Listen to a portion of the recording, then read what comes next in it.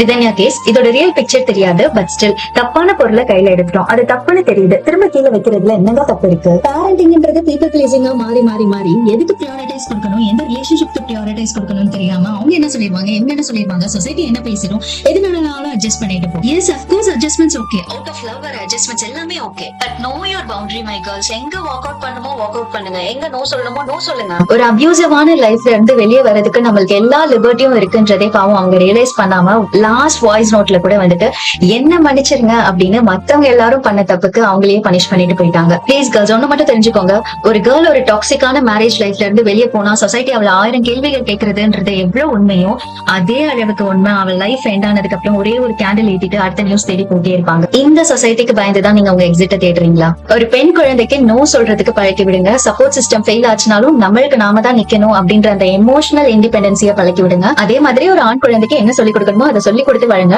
Respect is not optional for her, it's a bare minimum அப்படின்றது அவங்களுக்கும் புரியட்டும்.